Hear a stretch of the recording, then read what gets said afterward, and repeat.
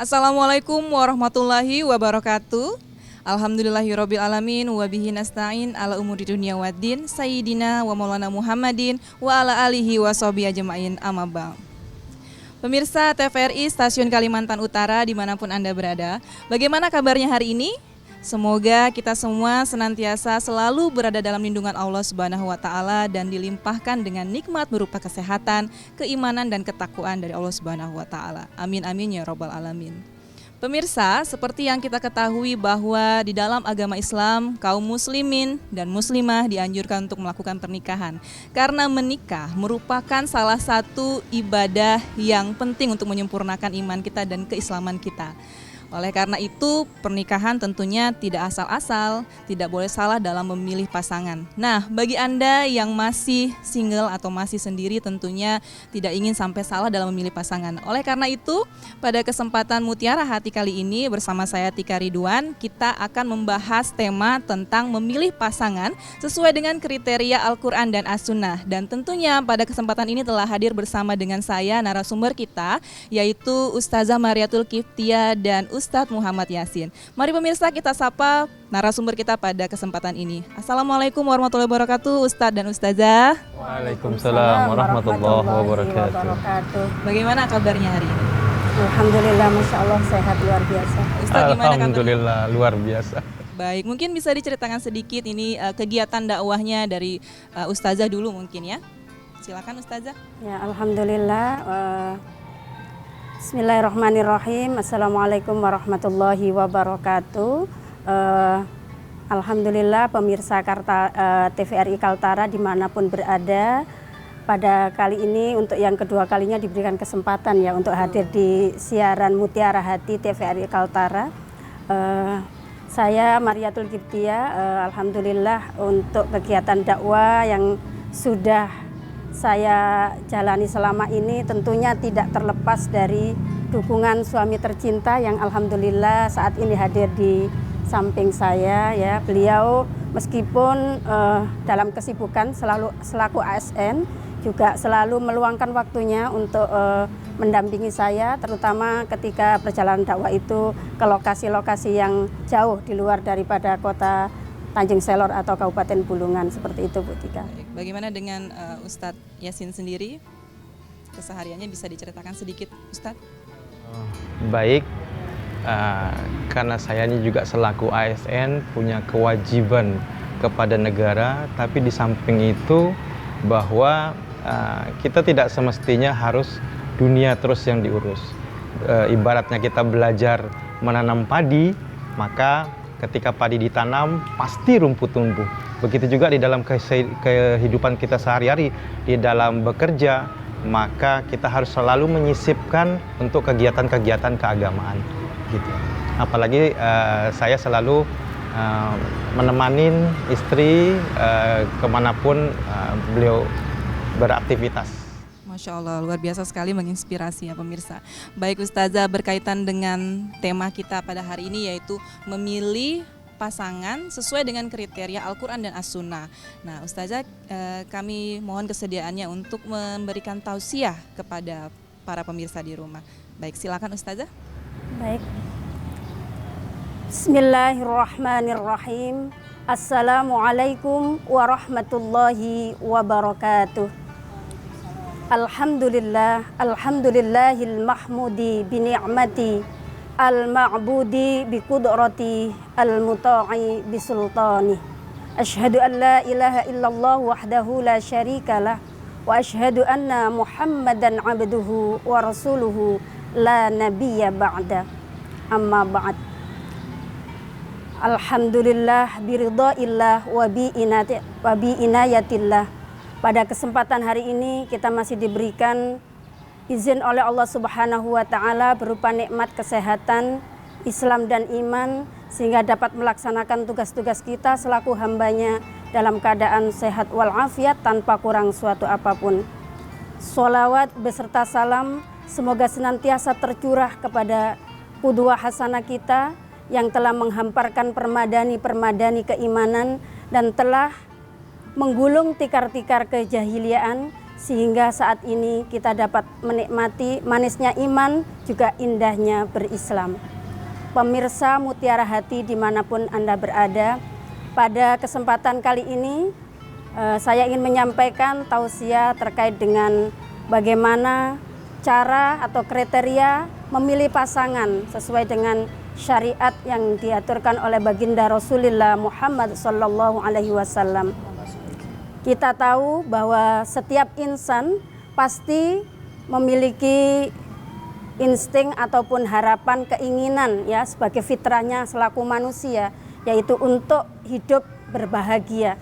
Dan salah satunya untuk mewujudkan hak untuk hidup berbahagia itu sebagaimana yang telah Allah tuntunkan melalui firman-Nya di dalam Al-Qur'an, yaitu surah Ar-Rum ayat 21 yang berbunyi, A'udzu billahi minasyaitonir rajim.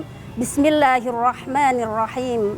Wa min ayatihi an khalaqalakum min anfusikum azwaja litaskunu ilaiha wa ja'ala bainakum mawaddatan wa rahmah. Inna fi dzalika laayatil liqaumin yatafakkarun. Al-ayah sadaqallahul azim, amma ba'd. Ya, di dalam surat Ar-Rum ayat 21 tadi menyatakan bahwasanya salah satu tanda-tanda kebesaran Allah Subhanahu wa taala yaitu telah menciptakan manusia dari seorang perempuan, seorang laki-laki, dalam rangka di sini azwajan, untuk menjadi pasangan di antara keduanya.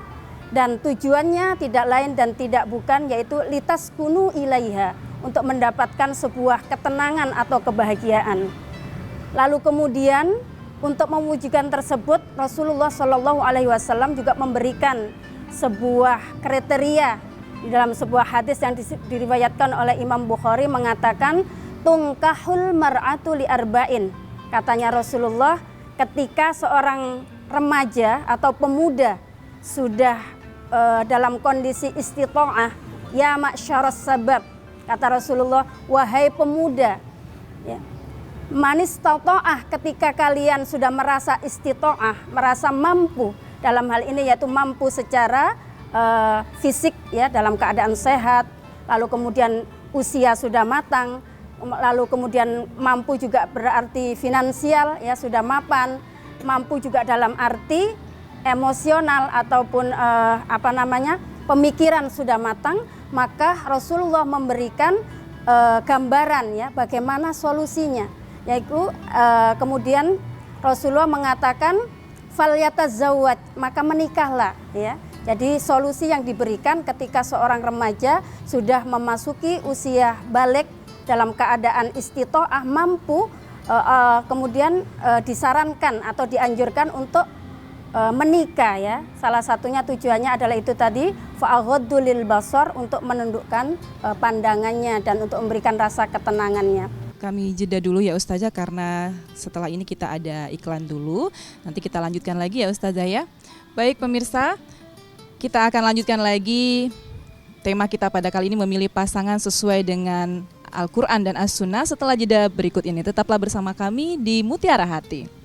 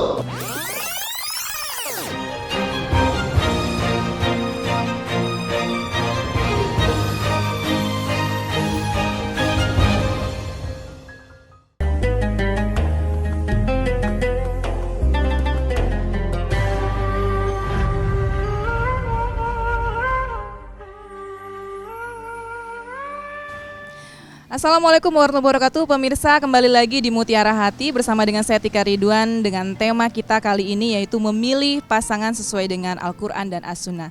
Baik, kita akan dengarkan kembali tausiah dari Ustazah Mariatul Kiptiah. Silakan Ustazah.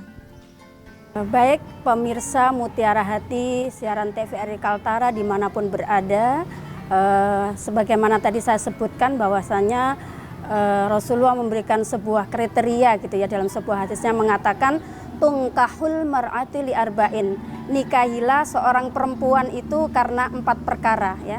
Yang pertama adalah 5 liha ya.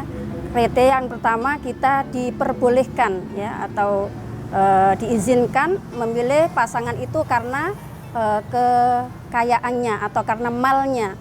Yang kedua li jamaliha, yaitu karena kecantikannya. Yang selanjutnya li hasabiha, karena keturunannya.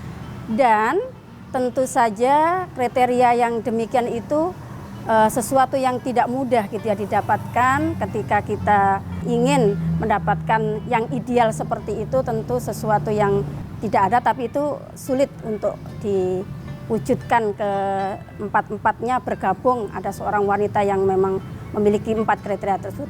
Tapi lalu kemudian Rasulullah memberikan penekanan gitu ya, fahfad bidatid-din, maka pilihlah yang memiliki kriteria agamanya bagus seperti itu. Kenapa? Karena insya Allah dengan agama itu akan menutupi ya kebutuhan yang 4 tadi itu.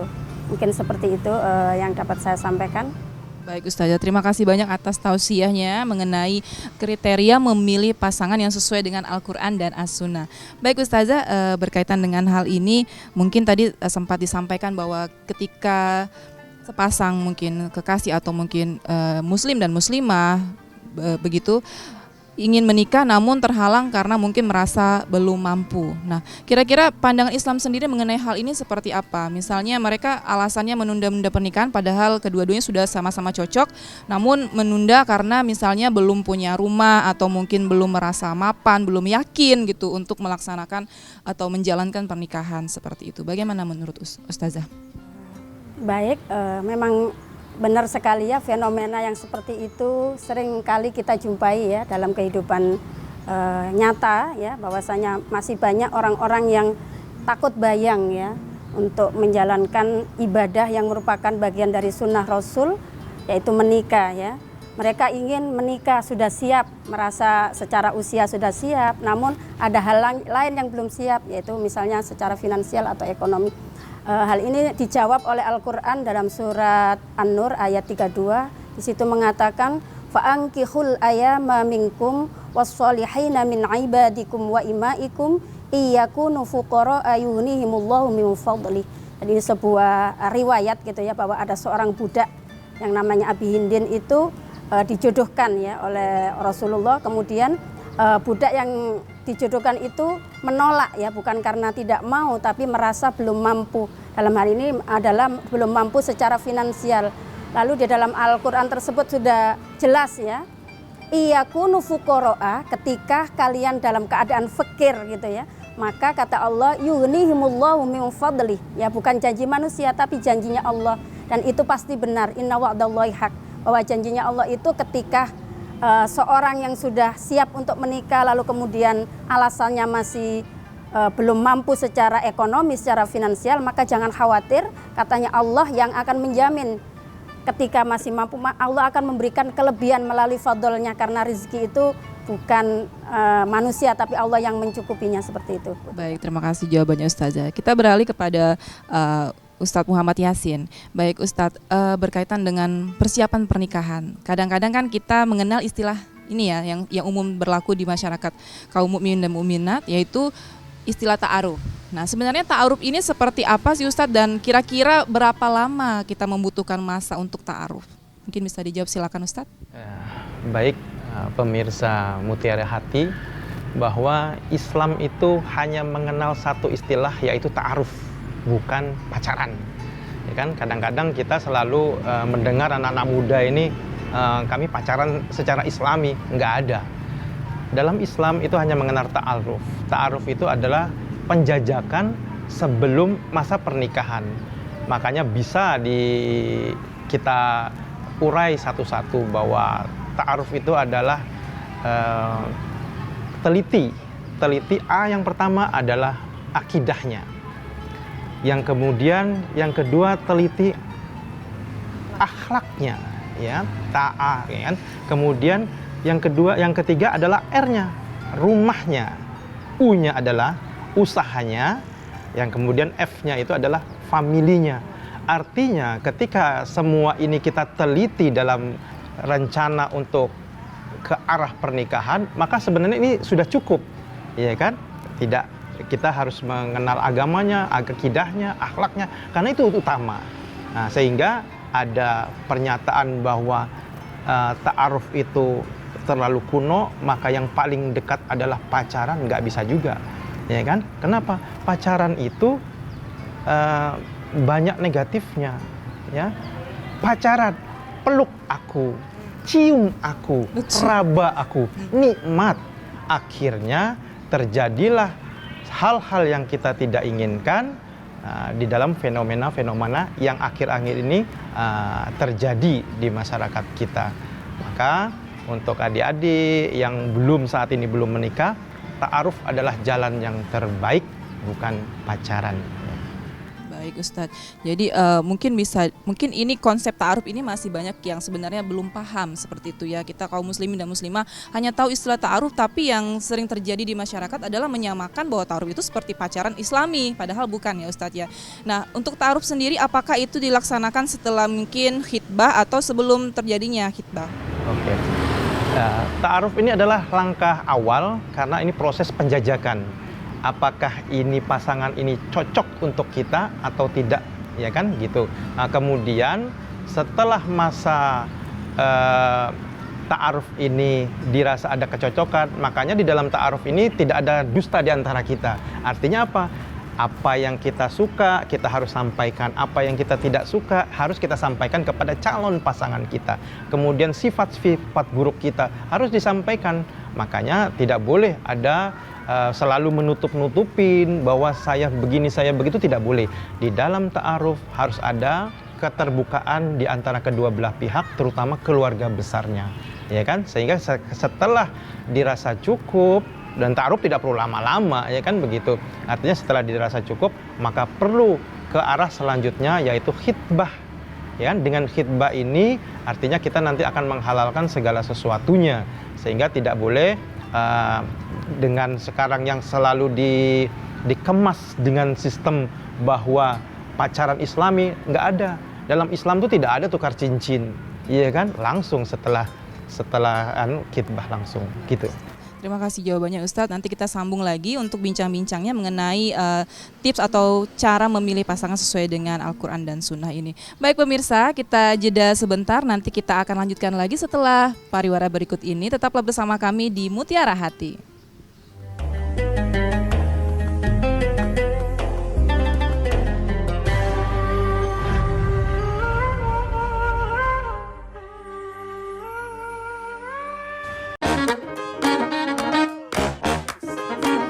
Halo, aku Modi, Sobat Digitalmu. Kamu tahu nggak kalau siaran TV analog akan diganti menjadi digital? Caranya gampang banget loh. Kamu hanya perlu menginstal set-top box. Ayo, ikuti Modi.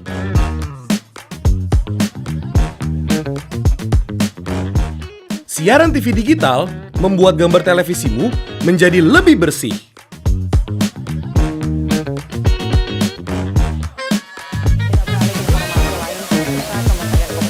Tidak hanya bersih gambarnya, siaran TV digital juga lebih jernih suaranya. Terus membangun infrastruktur telekomunikasi di wilayah tertinggal, terdepan dan terluar. Selain membuat gambar lebih bersih dan suara lebih jernih, teknologi TV digital juga lebih canggih. Ayo, kita kembali ke lab. Ayo, segera bermigrasi ke siaran TV digital. Bersih gambarnya, jernih suaranya, canggih teknologinya.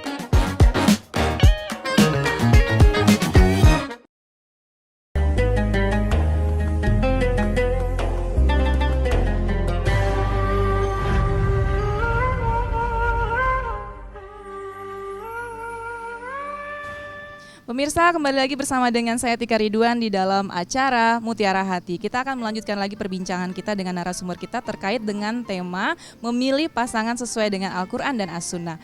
Baik, melanjutkan dengan pembahasan kita tadi Pak mengenai ta'aruf dan pacaran.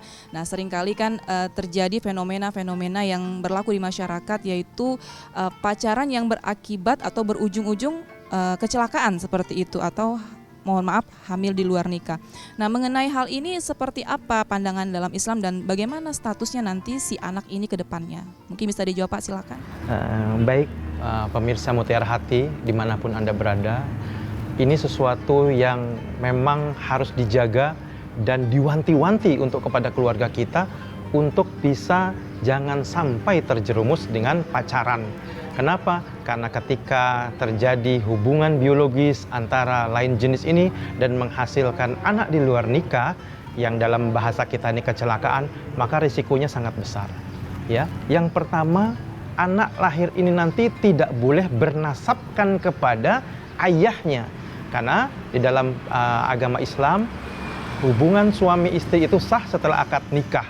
Sehingga ketika di luar daripada pernikahan tidak ada istilahnya suami dan istri, sehingga anaknya akan menanggung penderitaan sampai kapan-kapan.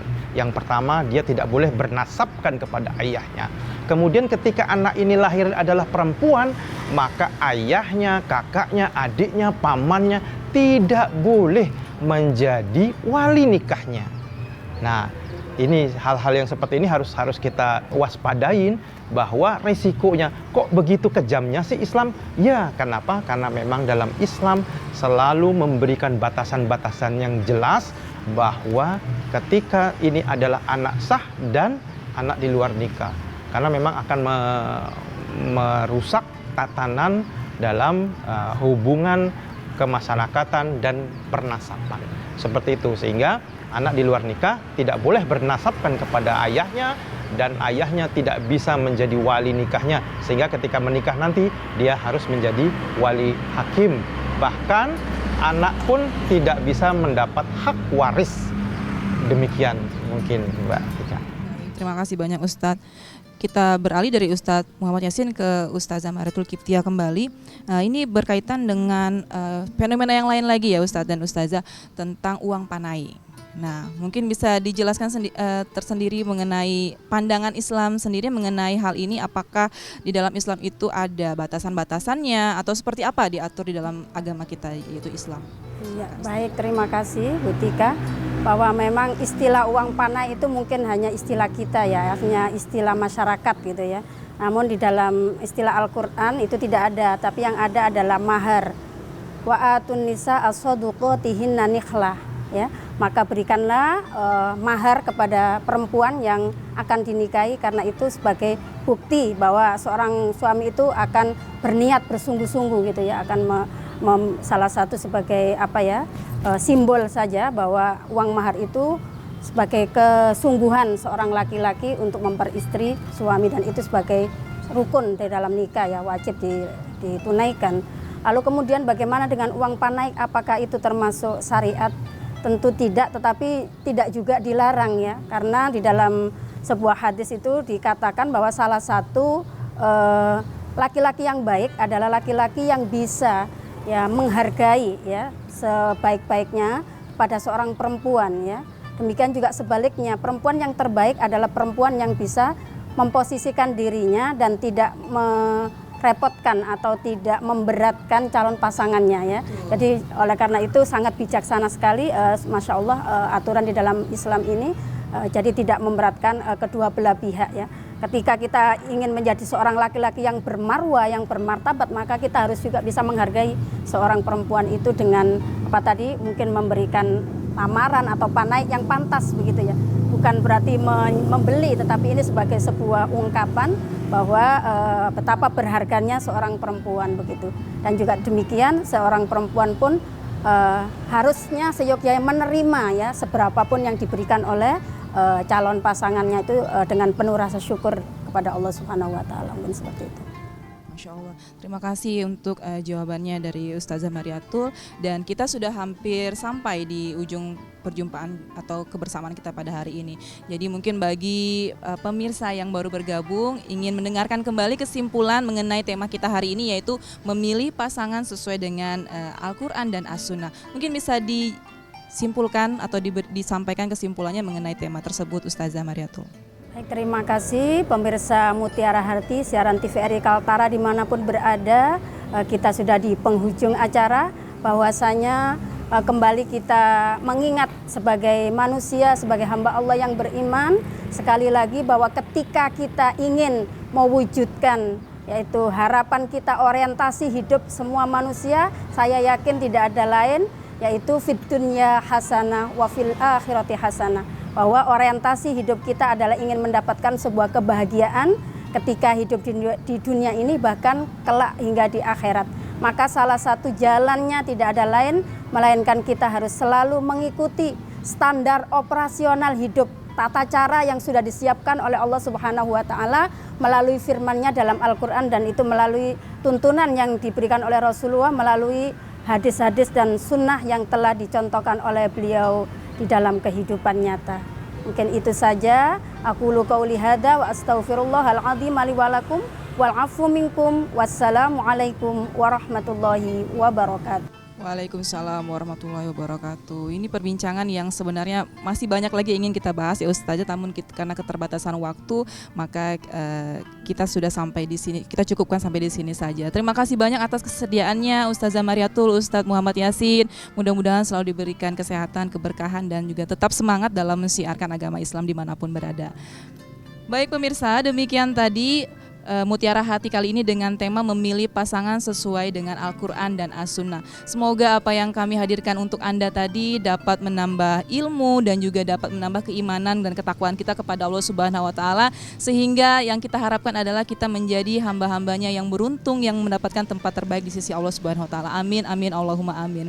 Akhirnya saya Tika Ridwan dan kerabat kerja yang bertugas pamit undur diri dari hadapan Anda. Terima kasih atas kebersamaan dan juga perhatian Anda. Assalamualaikum warahmatullahi wabarakatuh. Waalaikumsalam warahmatullahi wabarakatuh.